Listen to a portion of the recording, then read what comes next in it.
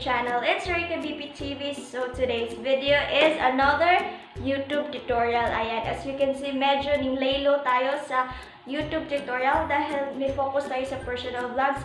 Sa lahat ng hindi pa nakapanood sa last vlog ko is yung napasukan kami sa bahay. Ayan, so okay naman kami. At saka medyo na-busy tayo, hindi tayo nakagawa ng bagong videos dahil module days at saka busy tayo sa ating personal life. Ayan. So our YouTube tutorial for today is how to start vlogging on YouTube 2020. Ayan. So this is a tips sa nagpaplano pang gumawa ng YouTube channel nila at nagpaplano pang maging vlogger. Ito yung tips para sa inyo. Ayan. So before that, please do not forget to like, share, subscribe, and click the notification bell para updated kayo sa aking bagong videos. Ayan. So here's the tips on how to start vlogging on YouTube.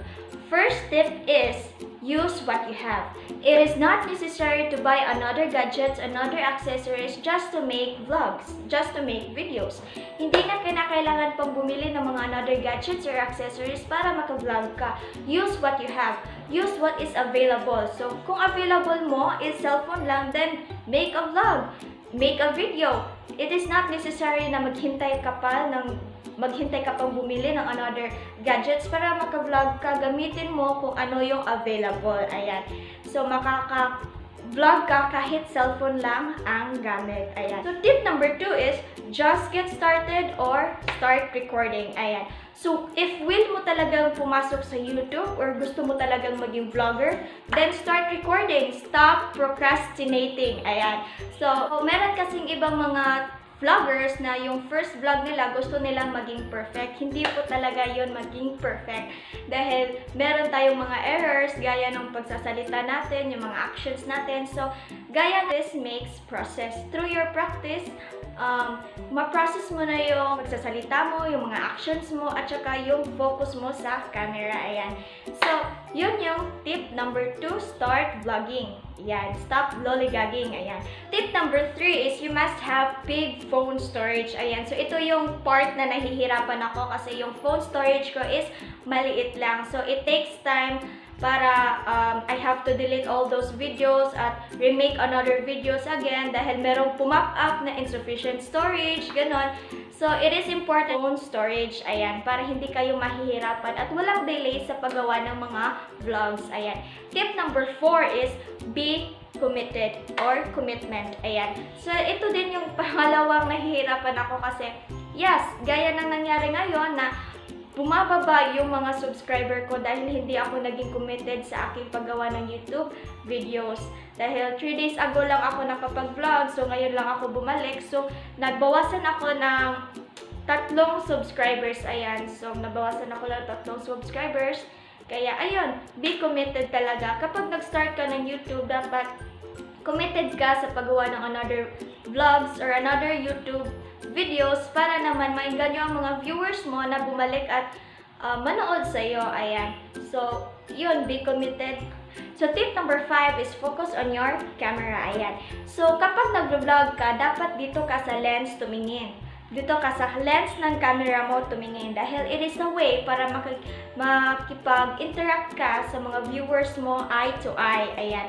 Dahil kapag dito ka sa screen tumingin, gaya nito, screen ako tumingin, medyo hindi kayo nakakapag-interact eye to eye ng mga viewers mo. So, medyo weird kapag dito ka tumingin sa screen. So, hindi natin maiiwasan na dito tayo sa screen tumingin. So, yeah, tip number 5, you must look through the lens. Ayan. So, tip number 6 is make a searchable topics or contents. Ayan. So, alam naman natin ngayon na pumunta tayo sa YouTube para malaman kung ano yung nasa isip natin. Pumunta tayo sa YouTube para malaman yung mga how-tos, paano gawin yan, paano gawin to, mga ganon na mga bagay. So, yun yung YouTube algorithm. Ayan. Kung ano yung nasa YouTube algorithm, gumawa ka ng videos na ganon. For example, ito, YouTube tutorial. Ayan. So, maraming YouTube tutorial na nasa YouTube algorithm. So, dapat meron ka ding isa na videos na belong sa YouTube algorithm. Ayan. So, make searchable videos.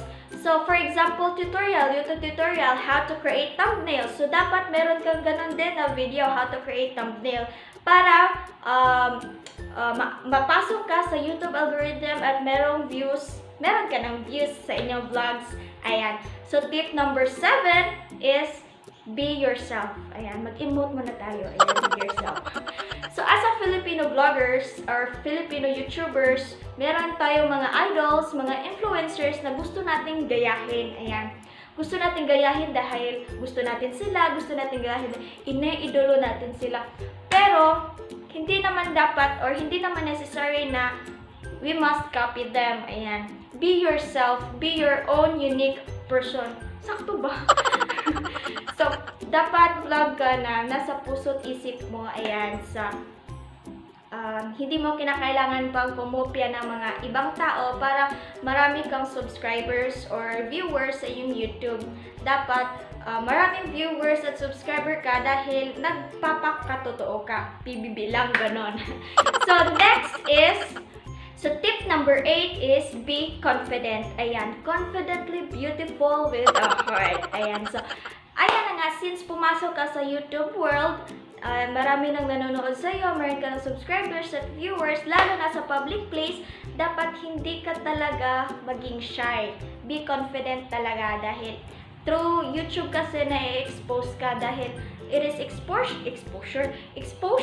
Ayan, so you must be confident. You don't need to be shy dahil nasa YouTube world ka na. Ayan. Number 9 is important. It is don't expect or assume anything. Ayan.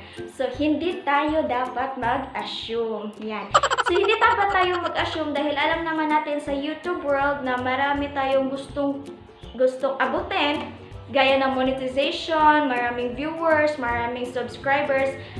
Hindi dapat tayo mag-assume na sa first vlog mo or sa first video mo, marami ka ng subscribers, marami ka ng viewers. It takes time. Kaya hindi dapat tayo mag-assume kasi masasaktan lang tayo at madedisappoint lang tayo. So, yun.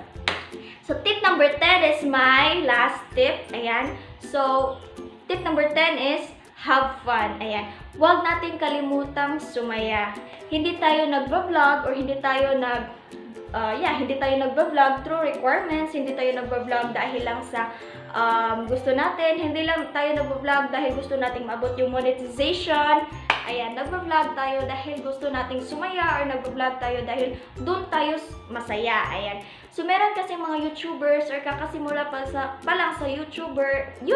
kakasimula pa lang sa YouTube at marami ding mga small YouTubers na ang main reason lang nila sa paggawa ng YouTube channel is through monetization. Nakalimutan na nilang magsaya. Ayan. So, dahil na-pressure sila sa pagkuha ng mga subscriber, na-pressure sila sa pagkuha ng mga viewers, nakalimutan na nilang sumaya. Ayan. So, dapat, ang main goal talaga sa pagiging YouTuber mo is makaka-inspire ka, makakatulong ka sa mga nanonood sa iyo. Ayan, yun yung main goal. At dapat sumaya ka. Ayan. So, that's it, guys. Yun yung mga tips ko para sa mga small YouTubers and beginners dyan sa YouTube world. Ayan. Sana nakatulong ako sa inyo. At sana naman, huwag niyong kalimutan mag-like, share, subscribe, and click the notification bell para updated kayo sa aking bagong videos. And please do not forget a big thumbs up kung nagustuhan niyo tong video na to at nakatulong to sa inyo. And comment down below if any suggestions or mga shoutouts. Ayan, so, yes, that's it and God bless.